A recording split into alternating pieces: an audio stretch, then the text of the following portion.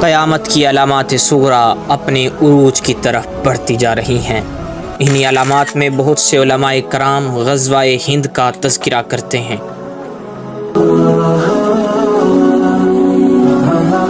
یہ غزوہ ہند کیا ہے؟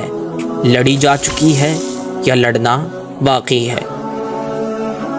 کیا یہ ایک چھوٹے سے لشکر کی جنگ ہوگی یا لشکروں کے لشکر اس جنگ میں شرکت کریں گے؟ کوئی اسے ایک چھوٹی سی لشکر کشی سمجھتا ہے اور کوئی سمجھتا ہے کہ اس غزوہ ہند میں تا قیامت تک لڑی جانے والی ساری جنگیں شامل ہیں۔ کسی نے کہا سرزمین ہند پر محمد بن قاسم اور سلطان محمود غزنوی کا چڑھائی کرنا بھی غزوہ ہند میں آتا ہے۔ ایک مکتبہ فکر کہتا ہے فکر کی کوئی بات نہیں، غزوہ ہند میں مسلمانوں سے فتح کا وعدہ کیا گیا ہے، اور دوسرا مکتبہ فکر کہتا ہے ان روایات کی صحت میں کئی سوال اٹھتے ہیں۔ کوئی کہتا ہے جنگ بہت پہلے لڑی جا چکی، تو کسی کا کہنا ہے یہ غزوہ ہند اس وقت تک ہوگی جب قیامت کی بڑی بڑی نشانیاں ظاہر ہو چکی ہوں گی۔ کسی کا ماننا ہے کہ ان روایات کو سیاسی مقاصد کے لیے استعمال کیا جا رہا ہے۔ کوئی اس غزوہ ہند کی فضیلت کے گن گا رہا ہے۔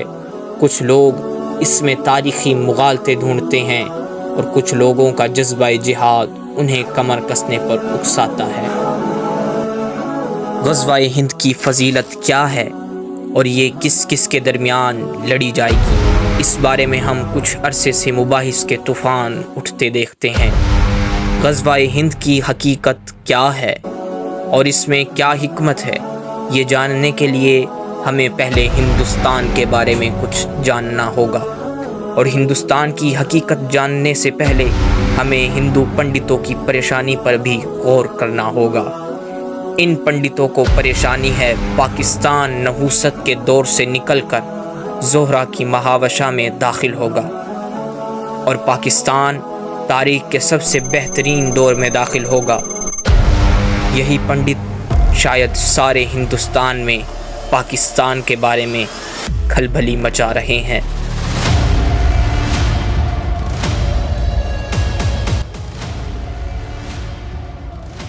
یہ اللہ کا قانون ہے، جس قوم کو فاتح کرنا ہو اس کا خوف دشمن کے دلوں پر بٹھا دیتا ہے۔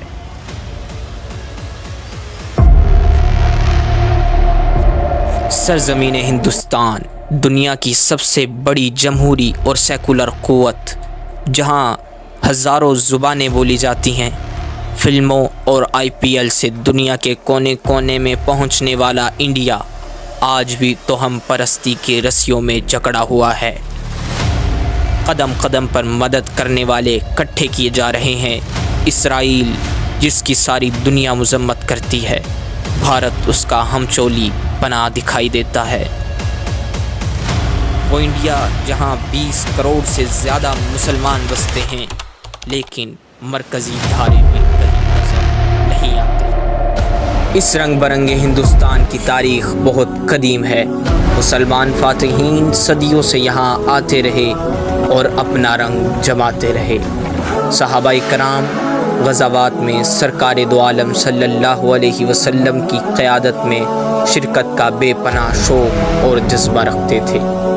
ایسا شوق سچے ایمان کا تقاضا اور حقیقی حب رسول کی علامت تھی، لیکن نبی کریم صلی اللہ علیہ وسلم کے پردہ فرمانے کے بعد جب آپ صلی اللہ علیہ وسلم کی قیادت میں جہاد کی سعادت حاصل کرنے کا موقع باقی نہ رہا تو سلف صالحین ایسے موقع کی تلاش میں رہتے کہ کم از کم آپ صلی اللہ علیہ وسلم کی پیشن گوئی والے مارکے میں شرکت کی سعادت ضرور حاصل کر سکیں۔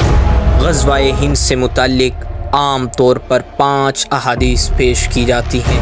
حضرت حذیفہ بن سوان سے مروی ہے کہ آپ صلی اللہ علیہ وسلم نے فرمایا، میری امت کے 2 گروہ ایسے ہیں جنہیں اللہ نے جہنم کی آگ سے محفوظ رکھا ہے۔ ایک گروہ وہ جو ہند پر حملہ کرے گا، اور دوسرا گروہ وہ ہے جو حضرت عیسیٰ علیہ السلام کے ساتھ ہوگا۔ حضرت امام ابن حنبل نے غزوہ ہند کے بارے میں 3 احادیث منقول کی ہیں۔ آپ روایت فرماتے ہیں حضرت ابو ہریرہ رضی اللہ تعالی عنہ سے مروی ہے کہ رسول کریم صلی اللہ علیہ وسلم نے ہم سے غزوہ ہند کے بارے میں وعدہ فرمایا، اگر میں اس میں شہید ہو گیا تو سب سے بہترین شہیدوں میں سے ہوں گا، اور اگر میں لوٹ آیا تو آگ سے آزاد کیا ہوا ابو ہریرہ ہوں گا۔ میری امت میں سے ایک لشکر کو سندھ اور دوسرے کو ہند کی طرف بھیجا جائے گا، بس اگر میں نے اس کو پایا اور اس میں شہید ہو گیا تو ٹھیک ہے، اور اگر میں واپس لوٹ آیا تو آگ سے آزاد ابو ہریرہ ہوں گا۔ بیشتر مؤرخین اس بات پر متفق ہیں کہ حضرت نوح علیہ السلام کی 3 اولادیں تھیں، حام، سام اور یافس۔ حام اپنے والد کے حکم پر دنیا کے جنوبی حصے میں پہنچے اور یہاں سے ان کی نسل آگے بڑھی۔ حام کے 6 بیٹے تھے، ہند، سندھ، حب، حبش، ہرمس اور بویا۔ ان سب کے نام پر ایک ایک شہر آباد ہوا، جبکہ ہند نے ملک ہندوستان کو اپنے رہنے کے لیے پسند کیا، سندھ نے علاقہ سندھ کو آباد کیا، ٹھٹھہ اور ملتان کو اپنے بیٹوں سے آباد کیا۔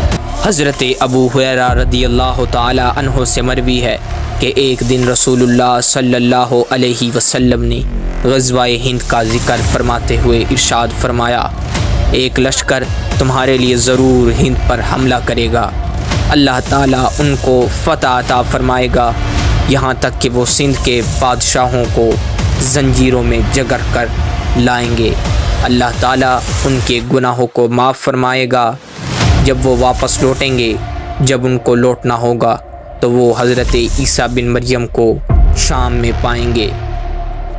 غزوہ ہند سے متعلق بہت سے سوالات ہمارے ذہنوں میں اٹھتے ہیں۔